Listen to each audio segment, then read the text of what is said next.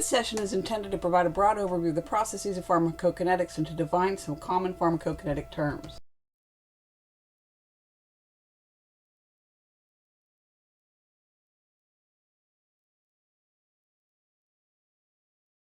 There are four stages of pharmacokinetics that occur simultaneously to some degree. In order for a drug to produce an effect, it must first be absorbed from the site of administration. In pharmacokinetics, the GI tract itself is outside the body. The drug must first be absorbed from the GI tract into the bloodstream to produce effects outside the GI tract itself, though sometimes we administer meds that aren't absorbed orally by mouth to treat the GI tract locally. Absorption to the body from most sites of administration often occurs through passive diffusion.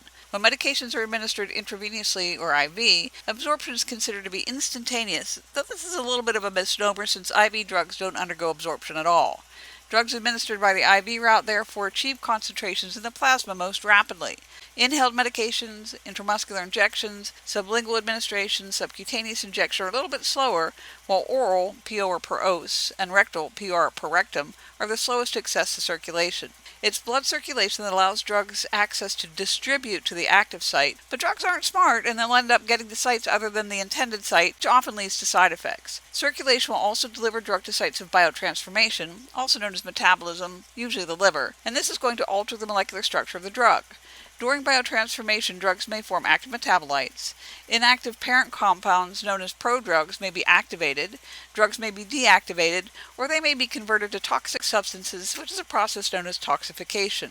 Finally, the ingested drug or its metabolites will undergo elimination from the body through the biliary GI tract and feces, through the kidney and bladder and urine, or through other routes like pulmonary, salivary, and sweat. Alcohol is eliminated through the lung during exhalation. This is the basis for the breathalyzer test. It's important to remember that in pharmacokinetics, the lumen of the GI tract and the inside of the bladder are essentially outside of the body, since drugs won't act on the rest of the body from these locations unless they get into systemic circulation. So, pharmacokinetics is what the body does to drugs. The four stages of pharmacokinetics, again, aren't distinctly separated in time, but can occur simultaneously to some degree. At the top of this graphic, we see that drugs administered by a non-IV route may require liberation from solid forms prior to absorption into the bloodstream. Oral liquids don't require dissolution, so they may have a more rapid absorption than tablets or capsules. Drugs administered by the IV route have instantaneous access to circulation. In circulation, some drugs bind to plasma proteins such as albumin.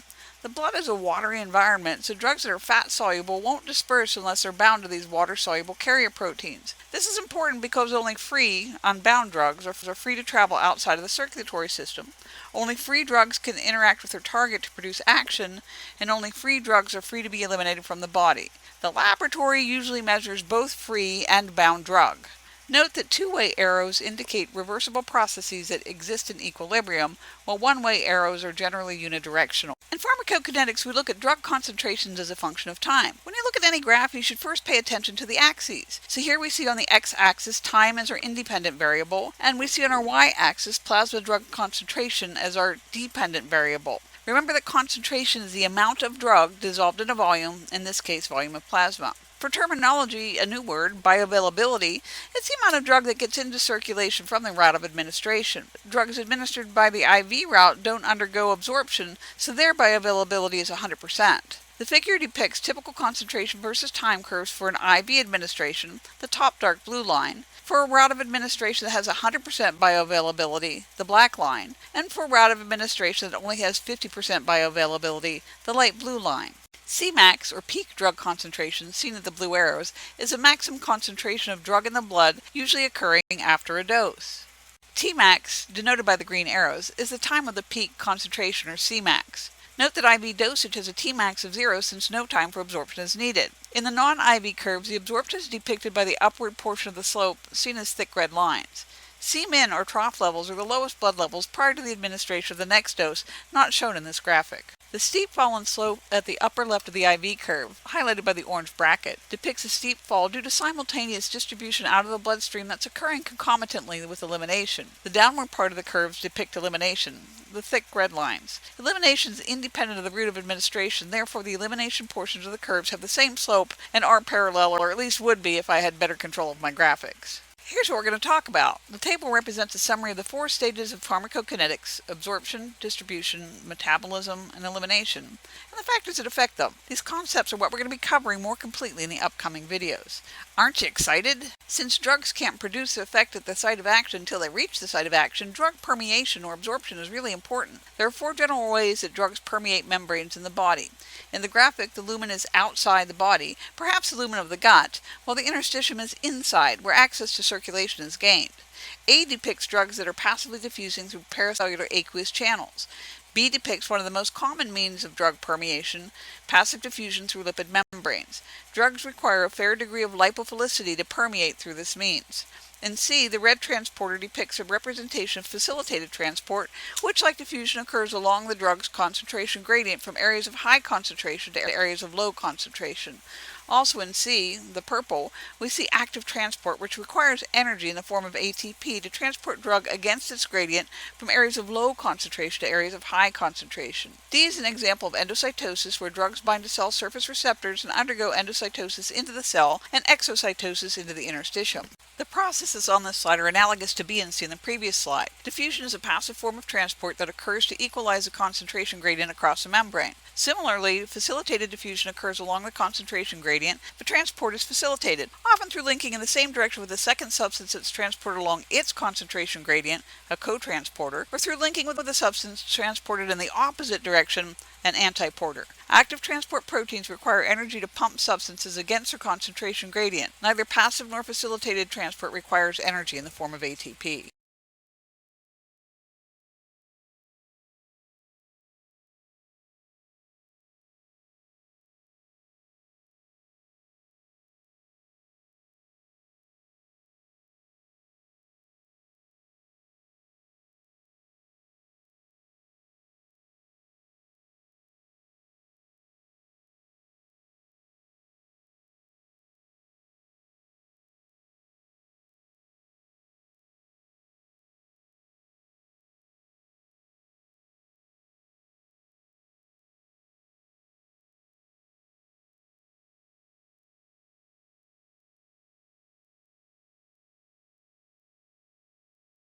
Fick's first law of diffusion states that J, or flux across the membrane, depends upon the diffusivity of the substance across the surface area, the concentration gradient on either side of the membrane, and the membrane thickness.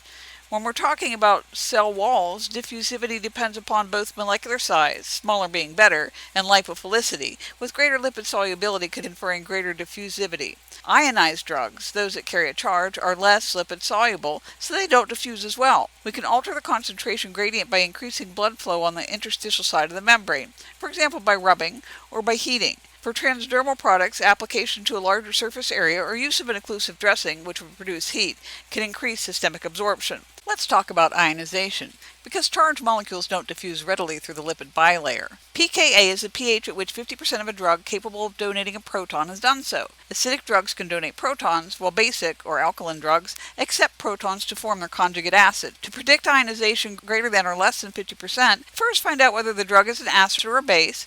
You'll have to be given that information, you'll have to look it up. Then you compare the pKa to the pH of the environment. Acidic drugs will not be ionized in a relatively acidic medium, where the pH is less than the pKa, while basic drugs won't be ionized in a relatively basic medium where pH is greater than pKa. In its ionized state, the drug is trapped on that side of the membrane. This graphic depicts ion trapping of methamphetamine, which is a weak base, in the urine by acidification of the urine through administration of a substance such as ammonium chloride, which is an acid. At the top of the graphic, we see that the unionized form of methamphetamine freely diffuses across the nephron cells.